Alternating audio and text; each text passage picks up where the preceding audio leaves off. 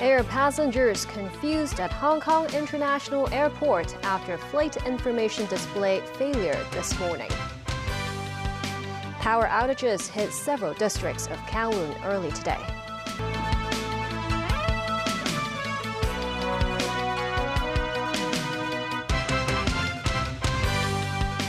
Good evening and thank you for joining us.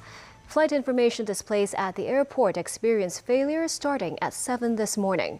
Services were gradually restored throughout the afternoon. This as the airport authority only made announcements 2 hours after the start of the system failure, while emphasizing that most flights were not affected by it. The Secretary for Transport and Logistics has demanded the airport authority conduct an investigation and submit a report. Timothy Lee has more. We are sorry for the inconvenience caused. A lack of updates on the flight information display system at the airport departure hall this morning, with a sign noting a system malfunction. Some airport personnel could be seen offering assistance to confused travelers. This tourist from Beijing said she was uncertain about which gate to head to without the display system and was frustrated with the situation. While this local resident noted many who are in a hurry to board a flight will be affected.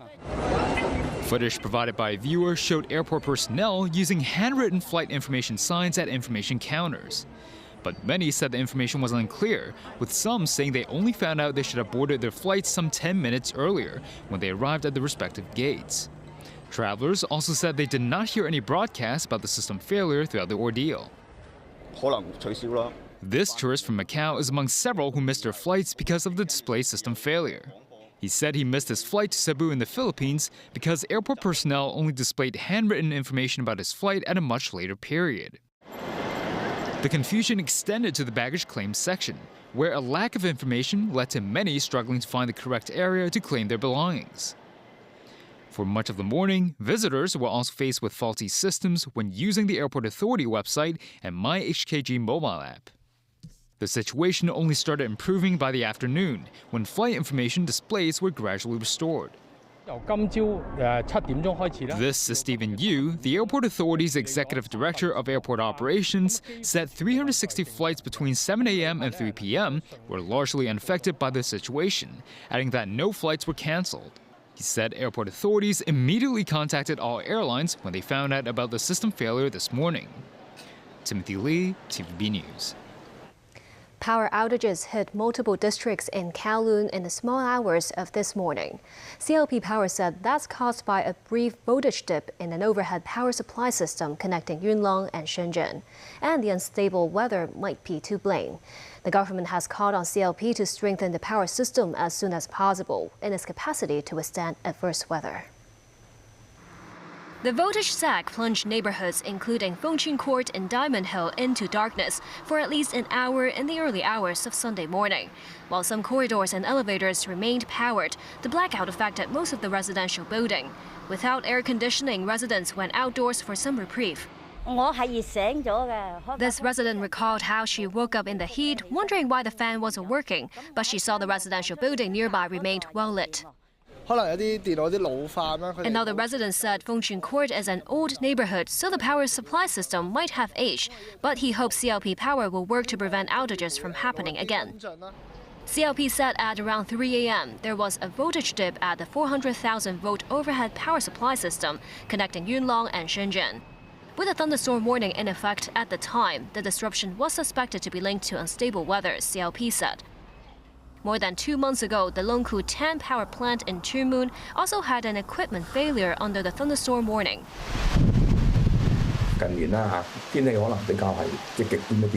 Veteran electrical engineer Ho Wing-yip said the weather might have become more extreme in recent years with more frequent thunderstorms.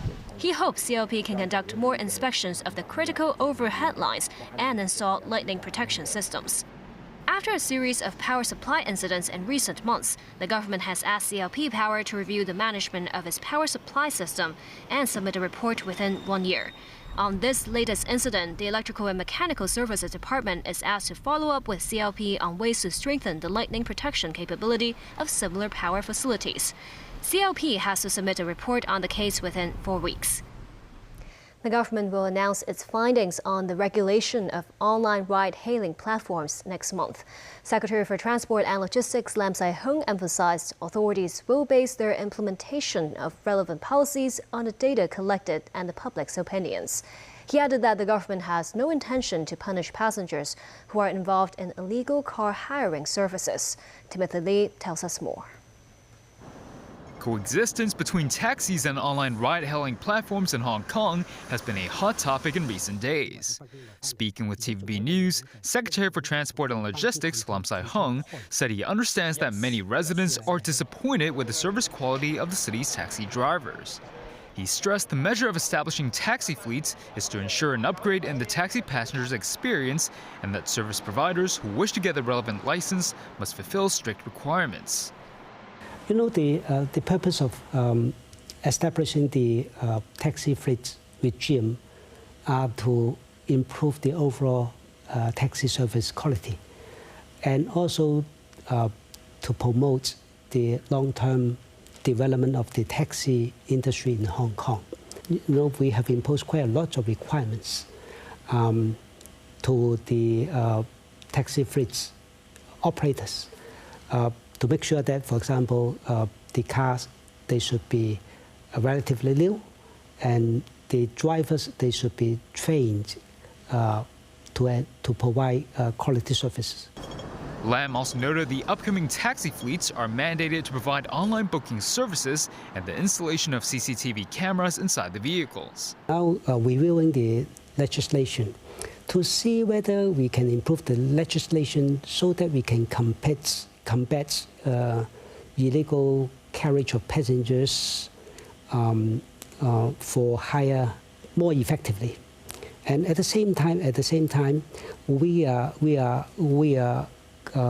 also reviewing whether we are able to regulate the online ride-hailing platform to ensure that only legalized vehicles can operate under this platform.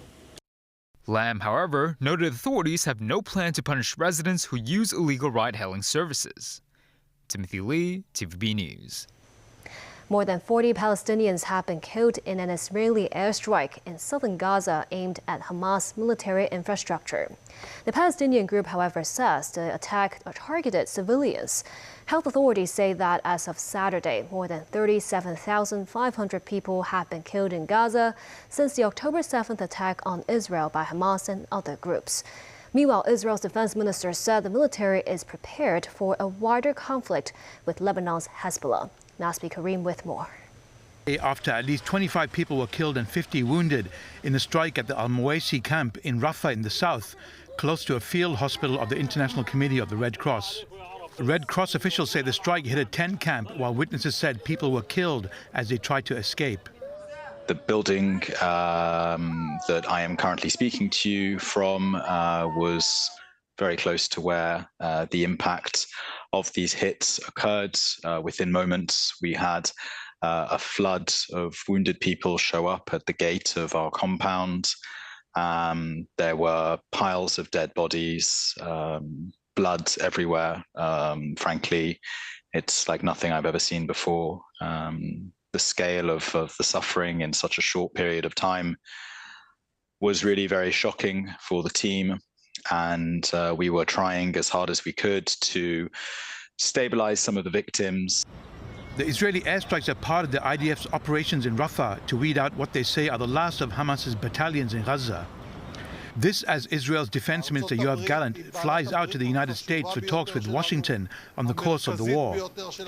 Gallant said Israel is prepared for any action that may be required in Gaza and against Lebanon's Hezbollah. Fears of an all-out war with the Iran-backed group in Lebanon are rising amid an escalation of cross-border attacks. On Saturday, an Israeli strike in Lebanon's eastern Bekaa Valley killed a member of the Al-Jamaa al-Islamiyah group, a close ally of Hamas. Meanwhile, in Tel Aviv, Israelis continue to demonstrate against Prime Minister Benjamin Netanyahu's government and his handling of the war. Scuffles broke out with police. In a separate demonstration, families of hostages held their weekly rally, calling on Israel to strike a deal with Hamas to release more than 100 of the relatives still held in Gaza. Nazri Karim, TVB News. The United States have denied a claim by the Houthis that the Yemeni rebel group launched an attack on the U.S. aircraft carrier Dwight D. Eisenhower in the Red Sea. This as the carrier leaves the area after 8 months of deployment, protecting ships from Houthi attacks. The Eisenhower will stop briefly in the Mediterranean Sea before returning to Norfolk, Virginia, eventually to be replaced by the carrier Theodore Roosevelt, which is currently in the Pacific. The Houthis have vowed to disrupt shipping in the Red Sea in solidarity with the people of Gaza. They said they had attacked the Eisenhower, a claim rejected by U.S. officials. In more than 70 attacks, they have sunk 2 vessels, seized another, and killed at least 3 sailors. Egypt is looking to prosecute 16 tourism companies. The authorities are holding them responsible for the deaths of Egyptian pilgrims in Mecca. The companies' operating licenses have been withdrawn after at least 530 Egyptians died during this year's annual Hajj pilgrimage to Mecca. The companies failed to provide the pilgrims with services of any kind, including medical, a statement said. They are being blamed for sending pilgrims to Saudi Arabia on personal visit visas, which doesn't allow entry into Mecca. Medical services offered by Saudi authorities to alleviate the hardships of the pilgrimage are not offered to those traveling on a personal visa. The pilgrims who died had to walk through the desert into Mecca to avoid arrest or deportation, the statement added. Hundreds of pilgrims from different countries have died in punishing conditions in Mecca, where temperatures have at times exceeded 51 degrees Celsius. And still ahead, a landslide in the Swiss Alps leaves 3 people missing. And rescue and efforts continue to flood-hit areas in Guangdong.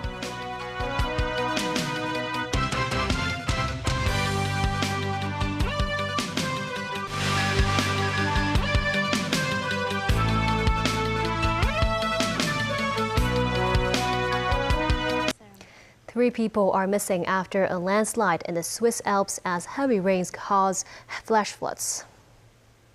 Diggers are sifting through debris in the Alpine Valley of Miscox. One woman was pulled alive from the mud, but the search goes on for others. The tourist town of Zermatt near the Matterhorn is cut off with the railway unable to run. The picturesque river that runs through Zermatt has turned into a muddy torrent. Residents have been told to stay out of their cellars and basements for fear that a landslide or flash flood could kill them.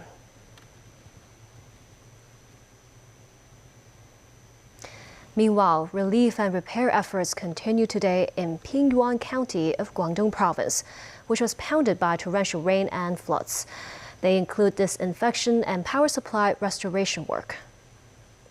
Some roads earlier affected by mud flows have reopened, but remnants from the devastation remain visible. They include flood-hit Chagan town of Meizhou City, where the water reached 3 meters high during the severe rainstorm. Some villagers who participated in rescue efforts also recounted how a truck driver was extricated from the mudslides after being buried for 27 hours, describing it as a miracle. While water supply and power lines have been repaired with telecommunications restored in flood-stricken areas, some shop owners said it will likely take half a month to reopen their businesses, given their inventories have all been damaged.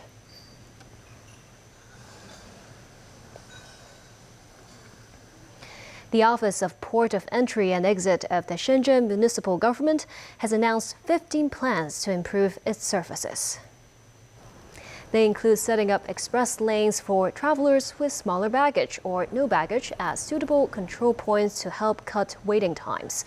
Using an intelligent analysis system, authorities will set up additional clearance lanes when the need arises. Efforts, too, to improve connectivity near the border checkpoints. It is proposed that authorities will optimize the locations of pickup and drop-off points of cross-border buses and increase the number of taxi stations. Plans are underway to set up more bus routes that carry passengers directly from the border checkpoints to the central business districts, as well as tourist spots. To promote tourist spending in Shenzhen, there will be more departure tax refund services around the border crossings as well.